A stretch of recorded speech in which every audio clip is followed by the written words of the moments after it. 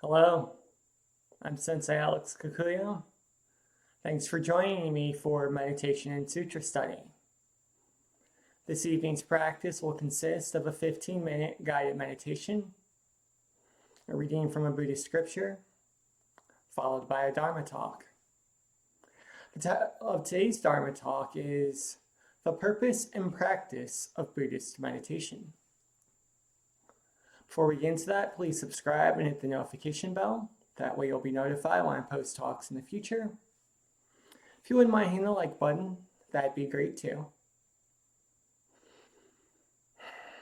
So we'll start, as we always do on Wednesdays. I'll give you a moment to get in position for the guided meditation. You can sit however you like. The only rule is you need to be comfortable and you need to be in a position you can hold for at least 15 minutes without moving. If you'd like some instruction, what I like to do is sit cross-legged, either on the floor or on the cushion, back straight. Left hand goes in the lap, palm up. Right hand goes palm up over the left. Chin slightly tucked. Eyes can be open or closed. If we keep them open, just point them downwards at a 45-degree angle to eliminate visual distractions. And breathe in and out through the nose.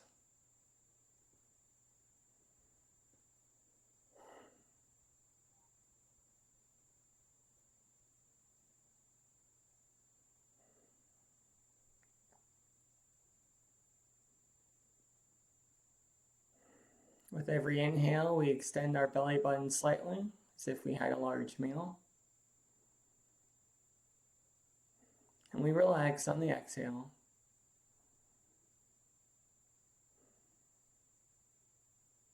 Breathing in this way engages the parasympathetic portion of our nervous system. Tells our body that we're safe and that we can relax.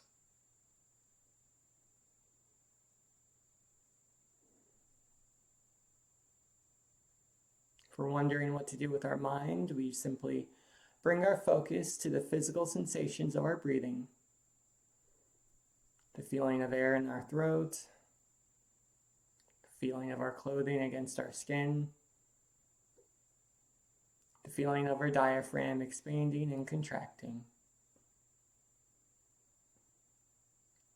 We'll breathe in this way for 2 minutes.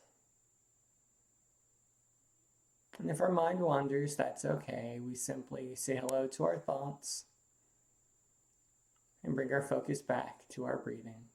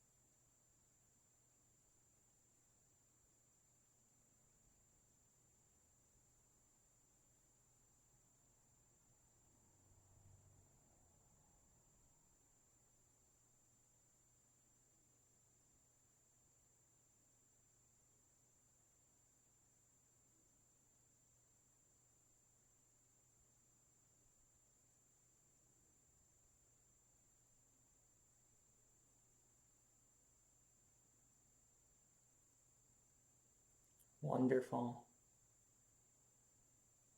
Now we'll begin our visualization. Visualizing a fire burning in our belly and the space behind our belly button. This fire burns like a campfire in the woods, and it's our favorite color. If we like red, the fire is red. If we like purple, the fire is purple. And as it burns, we visualize ourselves blowing on the base of the fire, feeding it oxygen, making it bigger and brighter with every breath.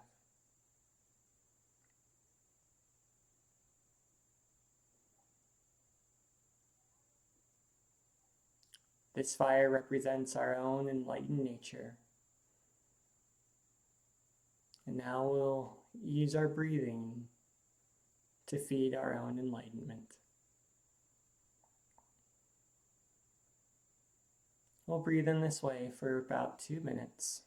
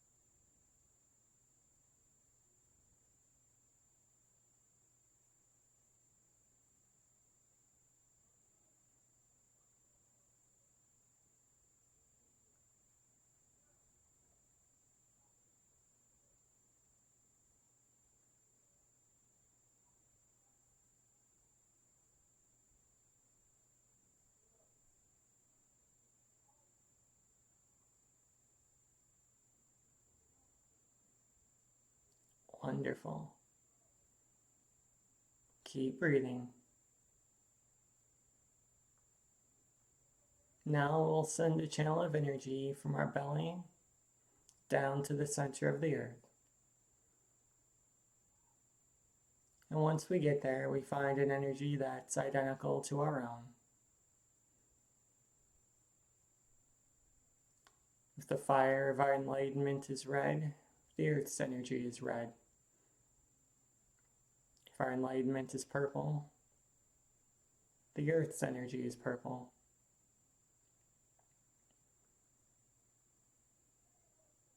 Buddha relied on the earth 2,600 years ago to realize enlightenment.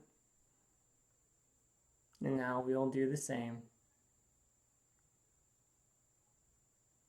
With every inhale, we visualize ourselves pulling energy up from the earth, blending it with the fire in our belly.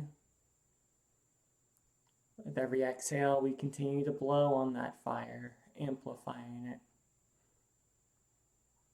feeding our spiritual power both with the energy of the earth and with the power of our breath. We'll breathe in this way for 2 minutes. And if our mind wanders, we just bring our thoughts back to the physical sensations of our breathing and to the visualization.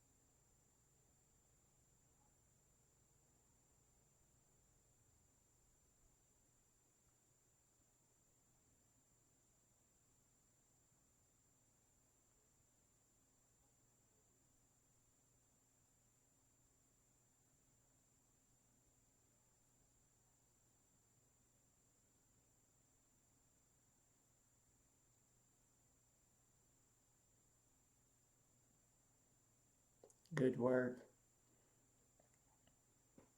Now we send a second channel of energy from our belly up to the top of our head. So we have one channel going down to the center of the earth from our belly, the other going from our belly to the top of our head. With every inhale, we visualize energy coming up from the earth, blending with the fire of our enlightened nature and our belly. And with every exhale, we visualize that energy going up the top of our head until it explodes like a volcano, showering every inch of us in healing spiritual light.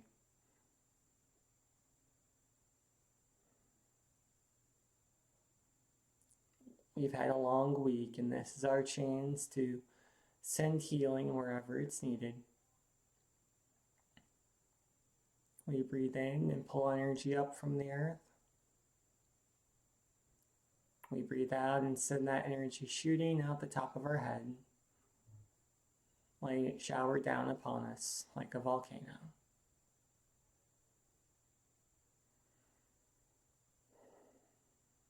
We'll breathe in this way for 2 minutes.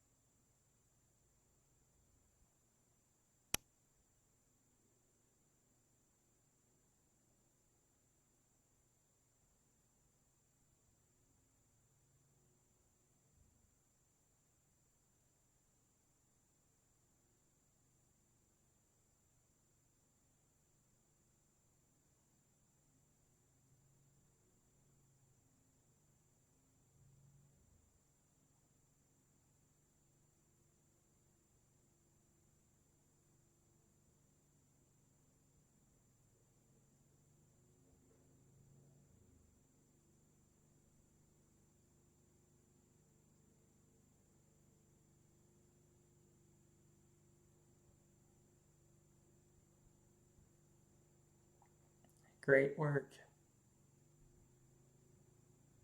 Everyone's sitting so quietly and so still,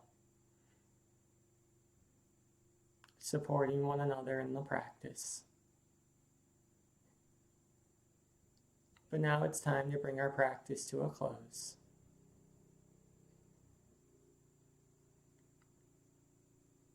Slowly, we turn off the channel of energy going to the top of our heads, pushing it down until it stops right there in our belly.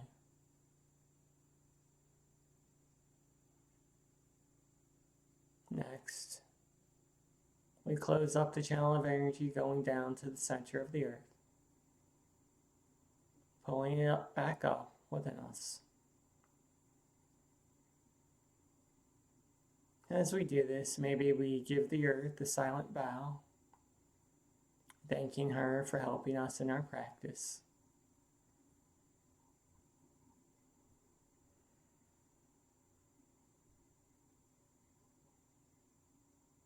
Now we focus on the fire of our own enlightened nature burning in our belly, reminding ourselves that we can call upon it whenever we need to.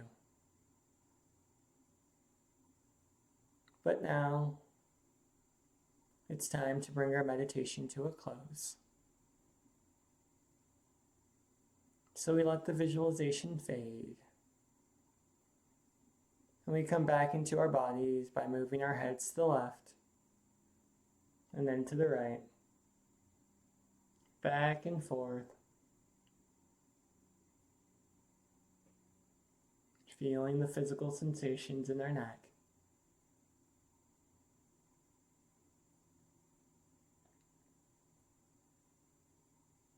Then we come back to center.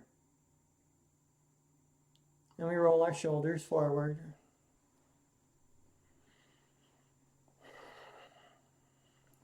And back.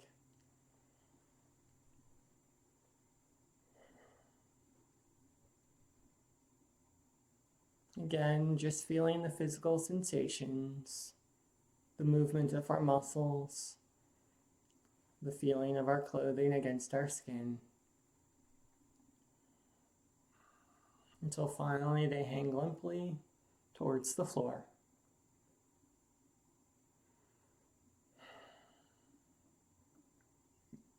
And now, if our eyes are closed, we open them. I'll give you about 10 seconds to do that.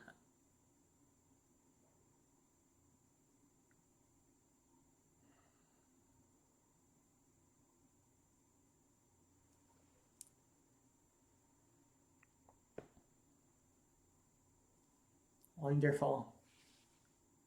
Thank you for sitting with me. Now we'll move into the scripture reading for this evening. Today's reading comes from the Abhidharmasamuccaya, also known as the Compendium of the Higher Teaching. Not necessary to have a copy of the text, but it can be useful if you'd like to follow along. Today's reading comes from page 133, and it states, "What is the truth of cessation? The truth of cessation should be understood from the point of view of its characteristic, profundity, convention, absolute sense, incomplete state, complete state, lack of adornment, possession of adornment, remainder, lack of remainder, supreme state, synonyms. What is its characteristic? It is the non-arising of defilements in the noble path of suchness. It is the point of support, cessation of that which gives rise to cessation, or the own nature of cessation. It is the characteristic of cessation. The Blessed One said, it is definitive cessation without a remainder of name and form in relation to the spheres of the eye, ear, nose, tongue, body, and mental organ. And he also said its sphere should be understood as the sphere in which the eye ceases or the perception of visible forms is detached, up to in which the mental organ ceases and the perception of mental objects is detached. In this way, there is a manifestation of objects and cessation of impure things, in the suchness beyond objects. That is the characteristic of cessation."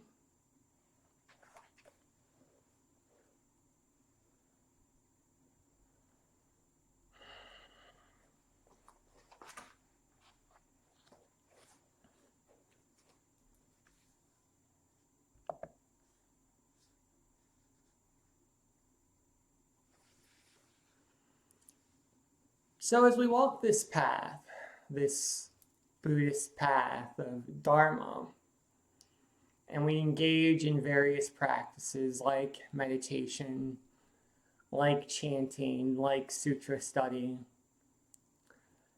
naturally it can arise a question, which is, what is all this for? Let's get to the point. Are we climbing a mountain? Are we diving into the ocean? Is the goal that we'll develop miracle powers, that we'll be able to turn invisible? What are we doing? And the short answer to this question is that we are preparing our minds through the use of our body and vice versa, so that we can deal with a challenging world, a world of suffering in a skillful way. Everything is on fire, and we want to learn, one, how to put the fires out for ourselves, and two, how to put the fire out for other people. Our world is a chaotic one. It's full of war, drugs, disease, political unrest, environmental catastrophe. And our society, strangely enough, is built to make those problems worse, not only for others, but also for us. It's an amplifying effect, in part because we are constantly plugged in. We have TV, we have social media, we have the radio. So not only is everything on fire, but all of our sources of information are reminding us constantly just how bad things are. And if we try to unplug, if we try to step away from social media, from TV, from radio, if we make the somewhat extreme, quote unquote, step of not having Wi-Fi in the house, we're the weird ones. We are expected to be plugged in at all times. Work emails, text messages from peers, life events. It used to be that if we wanted to get away from it all, we could just go out into our backyard or take a walk in the park. Now we have our cell phones with us, and they beep every time something happens. We get a text message, and if we don't respond within 30 seconds to 5 minutes, then we are ignoring the other person. We're rude and inconsiderate for wanting to take time for ourselves. More than that, there's a loss of green spaces. Even if we want to go out into nature, into the woods, into the forest, into the park, we can't do that anymore. We've paved over all of that and replaced it with parking lots. Which aren't quite the same thing. And the result is our brains and our spirits never get the opportunity to rest. We're scared to rest. We're multitasking. I remember one time a few years ago when we could still spend time with friends in our homes. We're all sitting down, we just had dinner, we're watching a movie. I don't remember exactly what we're watching, but I mean, it was good. I was enthralled. And I look around and everyone is on their cell phone. And I ask, do you guys not like the movie? Do you want me to put something else on? Oh no, it's great. I love it. And then they went back to their cell phones. And I don't say this with any sort of judgment. Again, this is the society we live in. But we can't even watch a movie anymore. We have to watch the movie and we have to check our Twitter. And after we check our Twitter, we have to check our Facebook. After Facebook, we have to jump over to Instagram and whatever other social media, TikTok, that there is around and around in a circle.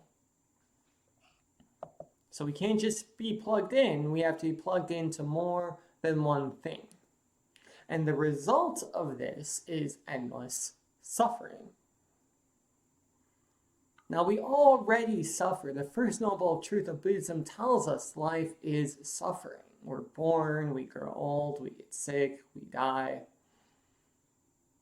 We lose our jobs, relationships end, our pets pass away. So we already have suffering in life to deal with. But in addition to that, we're robbed of that quietude that's required to deal with that suffering in a healthy way.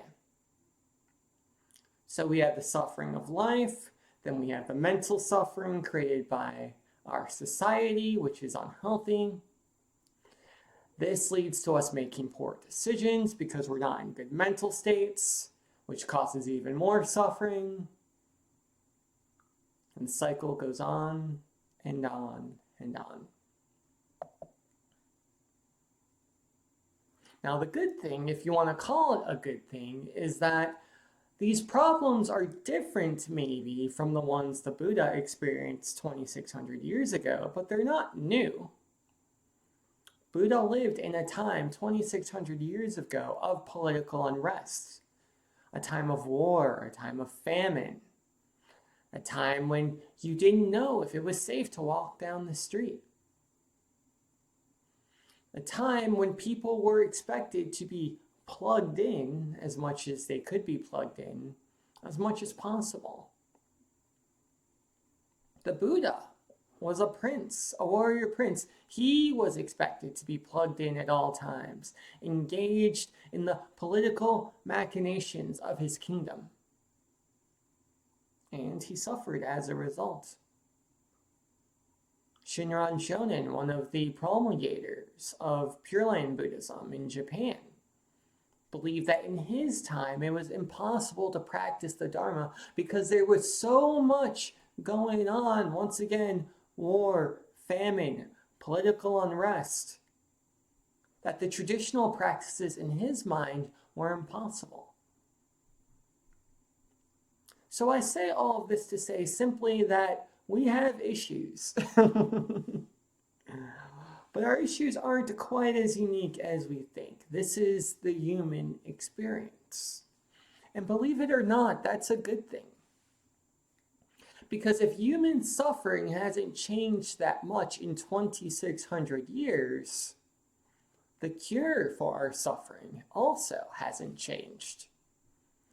What worked for Buddha, what worked for Shinran, will also work for us. So what is the purpose of Buddha Dharma? It is the attainment of Nirvana. It is the realization of enlightenment. It is cessation, which is another word for Nirvana, which most simply can be understood as inner peace. It's when all the muck and mire and suffering in our brains calms down, so that pure, undefiled mind, our Buddha nature, can come forth. So Nirvana and enlightenment go hand in hand.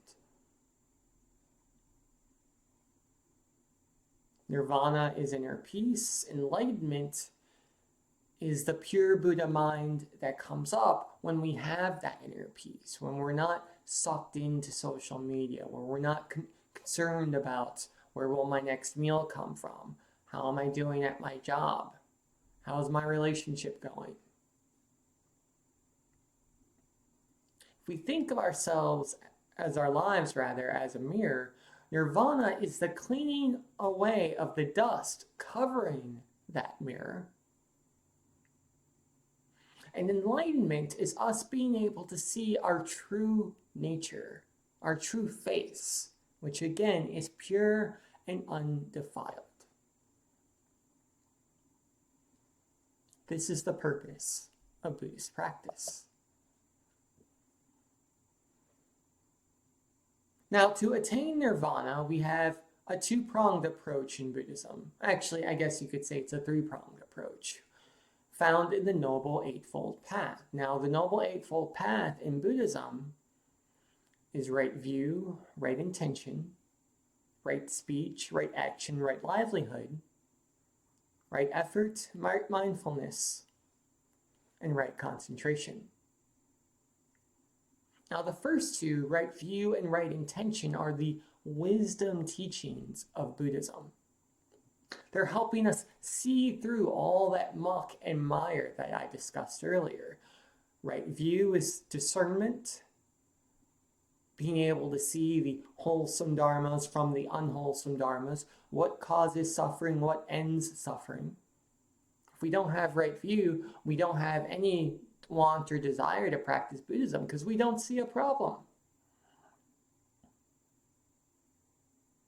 Right? Intention is us deciding to do something about the suffering we see. We understand, even if we don't know what they are exactly, that there are wholesome and unwholesome dharmas. There are right and wrong ways to live our lives, and we're making the decision to live our lives appropriately in a way that ends suffering for ourselves and others. Next, we have the moral teachings of the path: right speech, right action, right livelihood. And this is simply us according ourselves in a way that adheres to our own Buddha nature. So we know we are Buddhas, or at least that's what the teacher keeps telling us. So we're going to act like Buddhas. We're going to speak in a way that is healthy and life-affirming for ourselves and other people. We're going to be kind. We're going to be encouraging. We're not going to type that snide, mean-spirited remark into Twitter or Facebook, even though we think it's hilarious. We're not going to post that meme designed to be hurtful to the feelings of others. We're going to engage in right action, which, yes, is the meditating and the sutra study and the prostrations, but it's also leaving a nice tip for our server. 20% is the standard, I believe. It's also helping our neighbor shovel their driveway. It's also calling our loved ones to check in on them. Simple, everyday, ordinary things. But suffering exists in our world because our minds are so corrupted, we don't do those simple, ordinary, boring, common sense things. And next, we have right livelihood, which is simply earning a living. We live in a capitalist society. We all need to earn an income, and that's fine. But we do it in a way that doesn't cause suffering for ourselves or other people. After that, we get to the meditative teachings of Buddhism: right effort, right mindfulness, and right concentration. Right effort, we devote ourselves to the path. I'm going to sit, I'm going to chant, I'm going to do sutra study. Whatever our practice is, we're going to do it every day. Right mindfulness, we pay attention to our minds. We don't just go through lives on autopilot. What is going on in my head? Are these thoughts I need to feed into, or are these thoughts I should just ignore and let them pass away? What am I doing with my speech, with my actions? I just had this conversation with someone. Do they feel good afterwards? Do I feel good afterwards? Did I end suffering or cause suffering? Right mindfulness is just paying attention.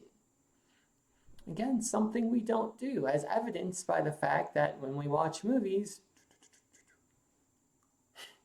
we're on our phones and our social media and our text messages.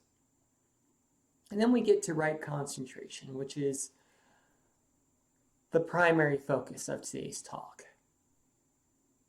And this is the mental training that breaks that cycle of suffering, keeps us from adding mental garbage to the garbage that we already have to deal with in the world.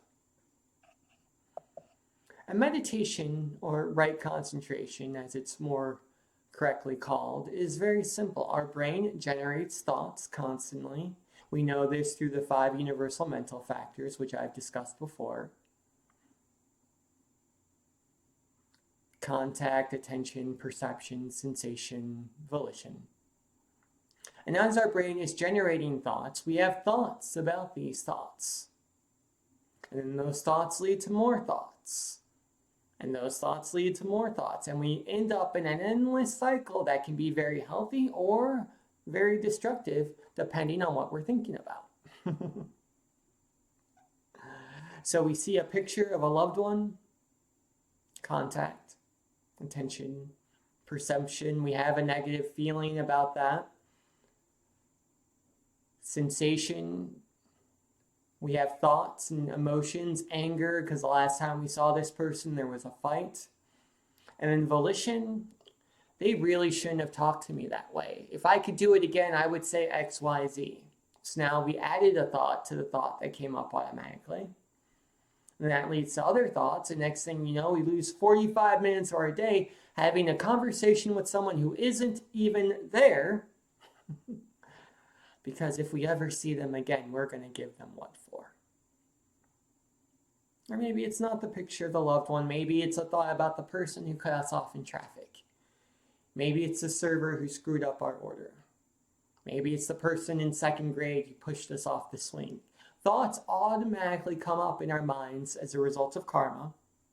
And that's fine. We can't control our thoughts. But then when we add thoughts to those thoughts, we get into these very unhealthy, destructive cycles of thinking, this sort of mental cutting, which just makes us suffer. And then because we're suffering, we lash out and cause other people to suffer. And thus, the cycle of suffering continues. So how does meditation help us break this cycle? Well, very simply, we give ourselves something else to focus on. So I personally enjoy chanting as part of my own practice. So I see the picture of the loved one. I have the negative thoughts come into my mind and I chant Namo Amida Butsu, Namo Amida Butsu, Namo Amida Butsu, which in Japanese means I take refuge in Amida Buddha. I break the cycle. I'm focusing on something else. Instead of thinking about the argument we just had on the phone, I'm thinking about the qualities and abilities of the Buddha. I switch out something negative and hurtful for something useful and life-affirming. And sometimes that's all it takes. I just chant 3 times and the thought goes away. Sometimes, depending on, let's say, sticking with this example, how bad the argument is, I may have to chant for a long time in my head. Namo Amida Butsu, Namo Amida Butsu, Namo Amida Butsu. But as I focus on the feeling, single-pointed concentration, the feeling of the chant in my throat, the movement of my tongue against my lips, think about the qualities of the Buddha in my mind, using my attention effectively, I break the cycle of suffering and I'm able to go about my day. Now that's only one type of concentration that we use in meditation. We can use the breath as a focus of single-pointed concentration, and we can use bodily sensations, physical things happening in our hands or in our legs. We can use chants and mantras, which I just described, or we can use visualizations, which we did earlier today. And sometimes we get so caught up in which one of these did the Buddha teach, which one of these is the most effective. This isn't a hierarchy.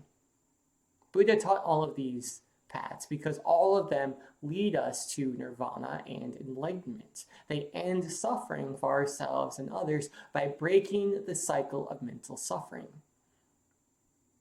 So visualization, chanting, body sensations, the breath, all of them are number 1. Pick the one that works best for you. The one that you can call upon whenever you need to. So the visualization we did earlier, so you're familiar with that.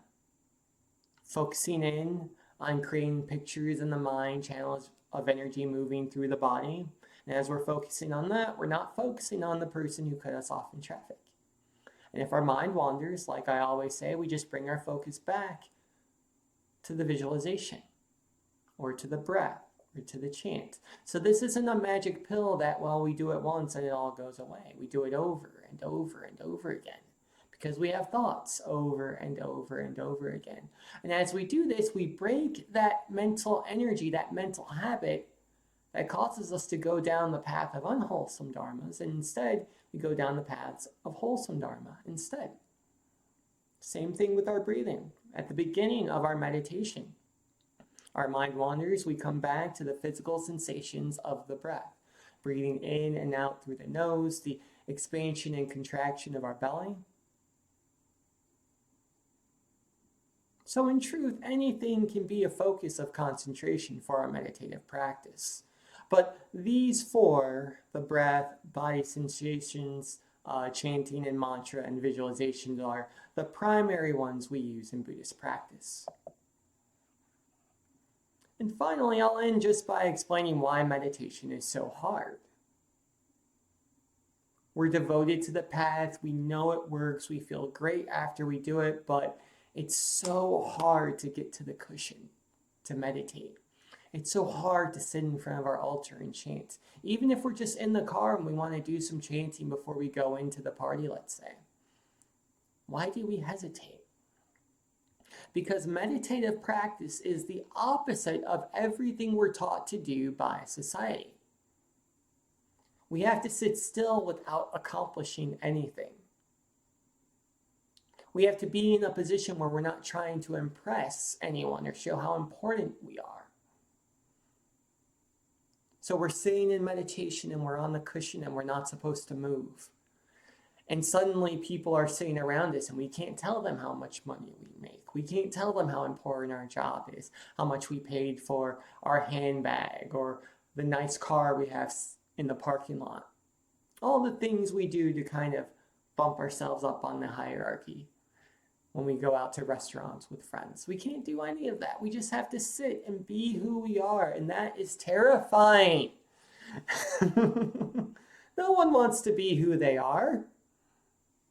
Because we've been trained from birth, practically, that we should be working to be something else. If we're watching a movie, we need to be texting. If we're texting, we need to be sending emails. If we're sending emails, we need to be on a phone call with a friend or our boss. Meditation is hard because we're going against all the mental energy that society has been channeling into our brain, that we have to show that we deserve to be here, that we have to show how important that we are, that we have to accomplish something. But if we understand we are Buddhas, we understand we have nothing to prove. Being Buddha is enough. But we can't see that. We can't truly believe that until we're willing to sit still.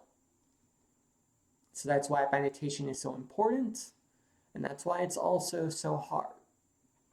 Because we are learning to live with ourselves and with the world, accepting both exactly as they are, even as we simultaneously work to make things better. Through the practices of single-pointed concentration, whether that concentration is our breath, a chant or mantra, a visualization, or bodily sensations. All are equally good. The only thing we have to do is pick one. Amitabha. So, that's the talk for today. I hope it was helpful. I'll just end with a few announcements. So this was Meditation and Sutra Study. We do this every Wednesday, 7 p.m. Eastern Standard Time, broadcast right here from this channel. The practice consists of a 15-minute guided meditation, a reading from Buddhist scripture, followed by a Dharma talk. And if you enjoyed this evening's practice, don't forget to subscribe and hit the notification bell. That way you'll be notified when I post talks in the future. And if you wouldn't mind hitting the like button, that'd be great too. On Sundays, we do something a little less involved. It's Dharma Sunday. I just take some topic from the news or pop culture, and I give a Dharma talk, speaking on it from a Buddhist perspective, so tying canonical Buddhist teachings with daily life. Again, 7 p.m. Eastern, that's on Sunday, but it's also broadcast right here at this channel. So, I hope to see you then. Until next time, Amitabha.